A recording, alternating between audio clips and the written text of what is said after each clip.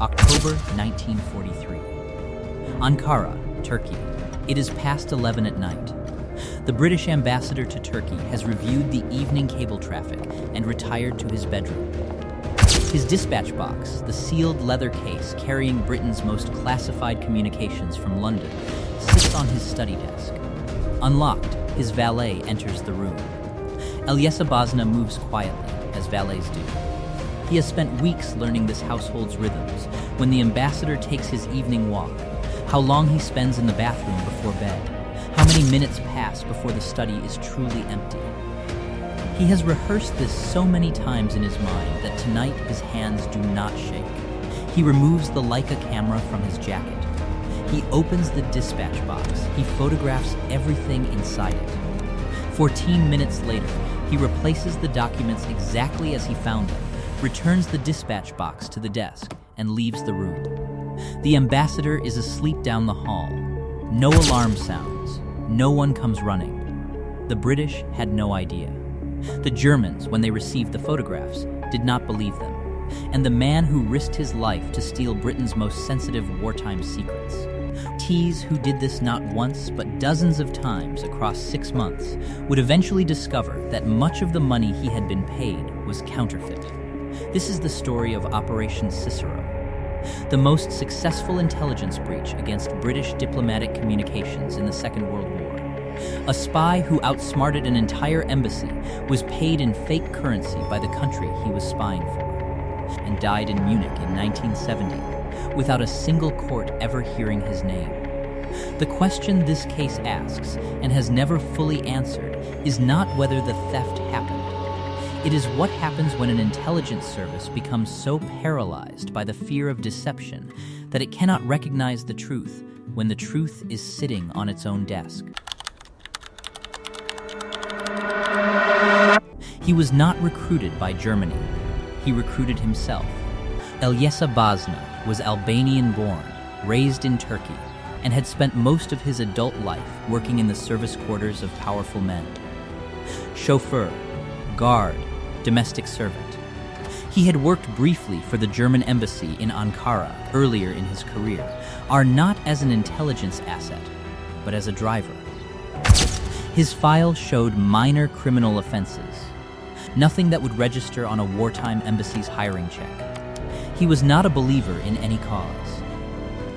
He expressed no political conviction in any documented account of the operation, not to Moisish, not in his own 1962 memoir, not in any interview conducted afterward. What he wanted was specific, stated plainly when he walked through the service entrance of the German embassy in October 1943 and asked to speak to someone about a matter of the greatest importance. British pounds sterling. A great deal of them. The man who received him was Ludwig Moisish, an attached listed formally on the German Foreign Ministry's staff in Ankara, answering operationally to the SD, the Sicherheitsdienst, Nazi Germany's security and intelligence service. Moisish's first instinct, by his own post-war account, was that this was a trap. An unsolicited walk-in from an enemy ambassador's household offering to photograph a classified diplomatic safe was either the greatest intelligence asset of the war or the most obvious setup ever constructed. He had no way of knowing which. He decided to test the material. What Bazna brought him on the first delivery erased the doubt. This distinction, voluntary approach, purely financial, no ideological framework, matters more than it might initially seem. A spy driven by conviction can be profiled. Counterintelligence services are built to watch for belief systems, for political sympathies, for patterns of association. A spy driven by nothing but a number has none of those tells. There is no belief system to detect, no faction to watch, no conversion narrative to trace. There is only a price, and a man prepared to meet it. That is what made Bazna extraordinarily difficult to catch, and what made him, when the money finally came, extraordinarily easy to cheat. The mechanics were almost insultingly simple. That simplicity was the entire point. The ambassador's evening routine created a window, Dispatch boxes were opened when cable traffic from London arrived for review. The documents sat on the desk, unattended, while the ambassador moved through other business elsewhere in the residence. 10 minutes, sometimes 15, sometimes longer. Long enough to photograph a page. Long enough to replace it exactly. Not long enough to do anything more. Bazna used his own Leica camera, not supplied by Germany, not specially modified. He bought it himself. He worked quickly, replaced each document in the exact order and position he had found it, and left no physical trace. Because nothing physical was ever removed. No document left the building. No seal was broken. The safe's contents returned each night to exactly where they had been. Standard security measures built to detect what went missing offered no defense against a theft of images. Here is what the record makes clear about the risk. A servant's footsteps in a corridor at the wrong moment. An ambassador returning to his desk earlier than his habits had suggested. The shutter click of a camera in a room that should have been empty. Any one of those, on any given night, could have ended everything. None of them did. Across 6 months from October 1943 through the spring of 1944, there is no documented instance of Bazna being caught in the act or even suspected. The embassy's internal rhythms, consistent and unquestioned for years, became the operation's greatest protection. Predictability, inside a household built on the assumption that its own staff were beyond suspicion, functioned as camouflage. He delivered rolls of developed film to Moisish approximately every 2 weeks. Moisish forwarded the assessments to Berlin, toward a chain of command that would prove far less certain what to do with what it was receiving than Bazna had been in obtaining it. Among the material Bazna photographed were diplomatic cables between Ankara and the Foreign Office in London. Summaries of Allied conference discussions, communications touching on the strategic direction of the war's Western Front. Dispatches referencing high-level decisions being made at the summit level. The Tehran Conference in late November 1943. Allied logistics discussions. The shape of what was being planned for Western Europe in the year ahead. Here, the historical record narrows into a genuine dispute, and it must be treated honestly. Some post-war accounts, including elements of Moisish's own 1950 memoir, suggest the leaked material touched on planning that connected to what would eventually become the Allied landings in Normandy. Other historians examining surviving documentation argue that what Bazna actually photographed was diplomatic and conference traffic without ever rising to specific operational invasion detail.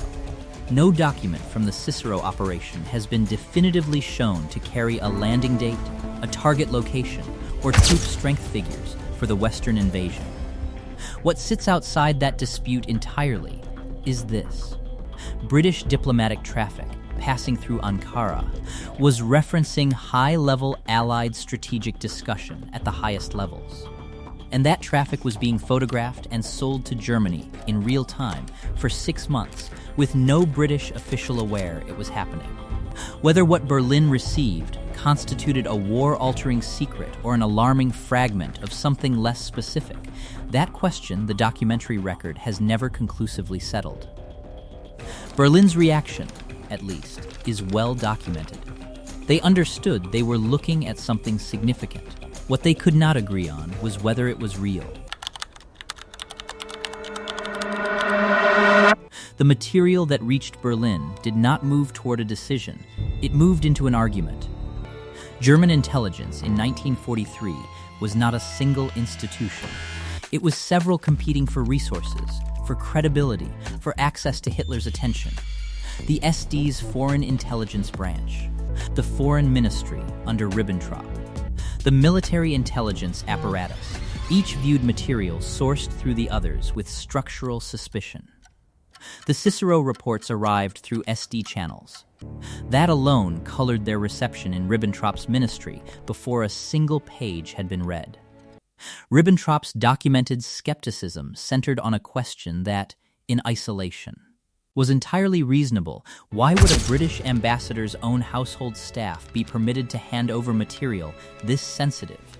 this consistently, for this long, without British counterintelligence noticing. To several senior German officials, trained to assume that every gift from an enemy capital might be bait, a double cross seemed more plausible than a genuine, prolonged, undetected breach.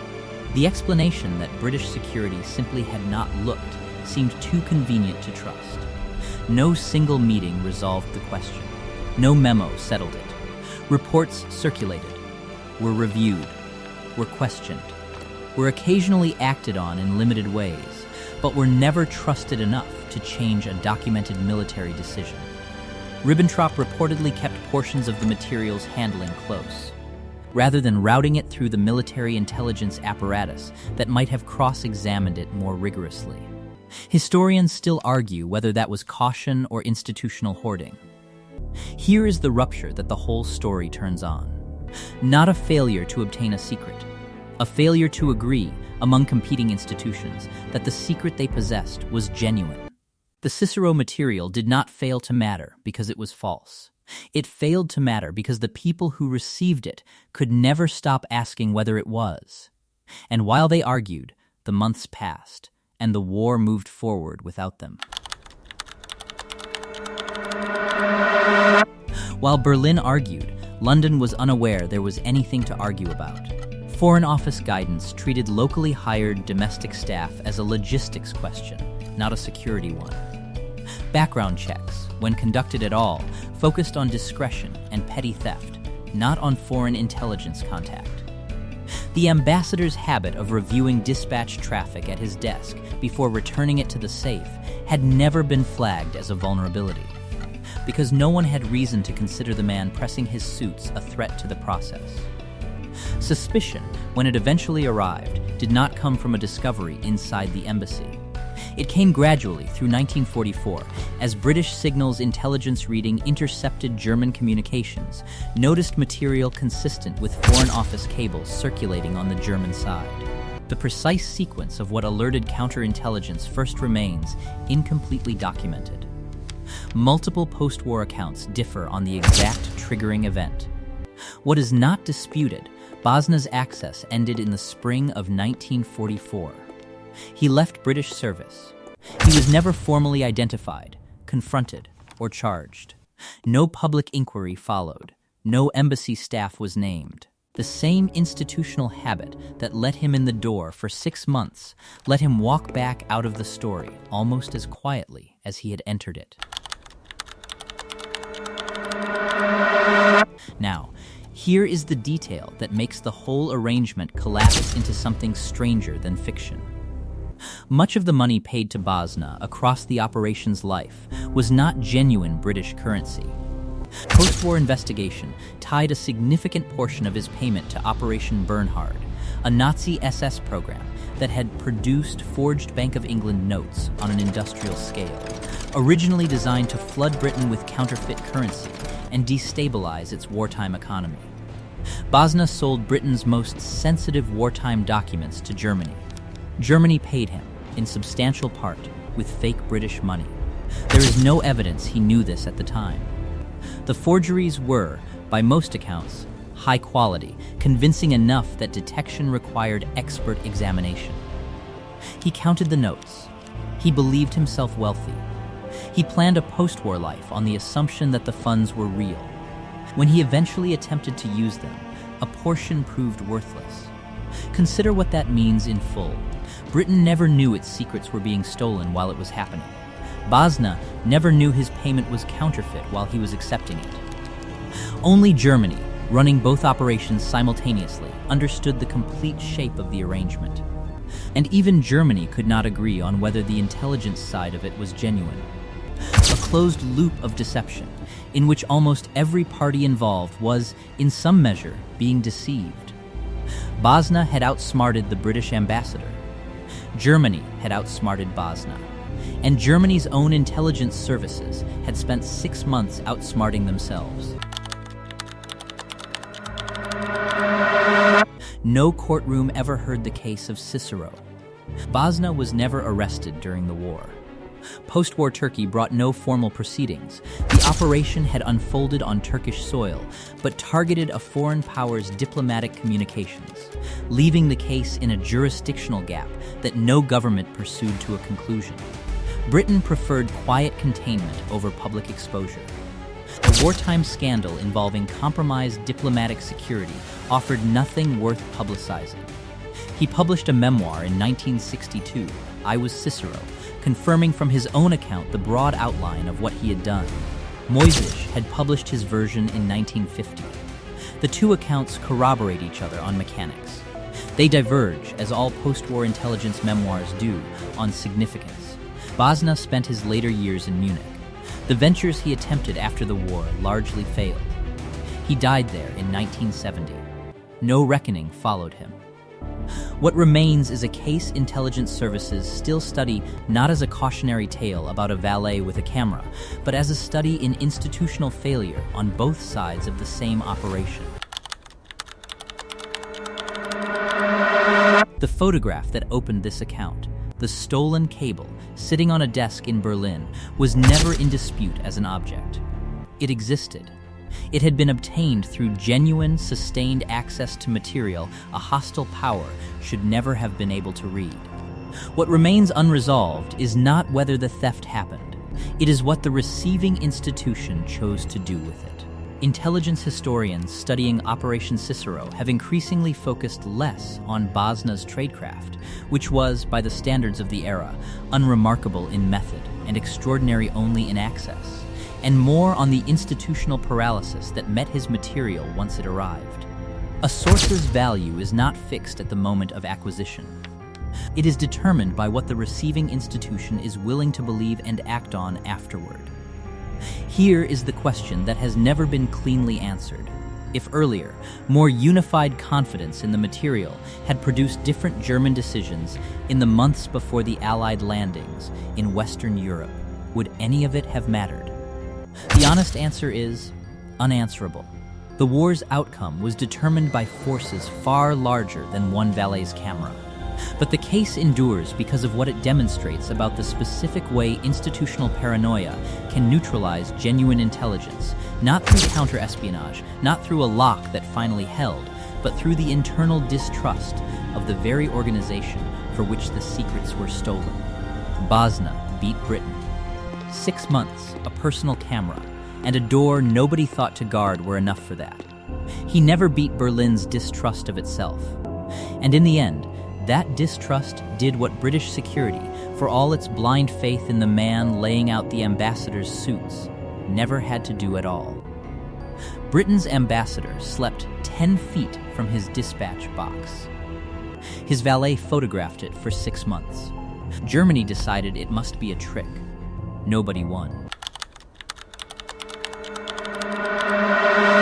The files from Operation Cicero that remain classified have never been fully released by the British government. The precise material Bazna photographed, including how directly it touched on Allied invasion planning, has never been publicly confirmed in its complete form. What is confirmed is that a man hired to press suits walked out of an ambassador's study with the contents of its dispatch box on photographic film, did so undetected for 6 months, and left the war richer in irony than in pounds sterling. If you want to understand how the Second World War was actually fought, not the battles, but the decisions behind the scenes. This channel covers the intelligence operations, the failures, and the classified history that most accounts leave out. Subscribe. The next case is already waiting.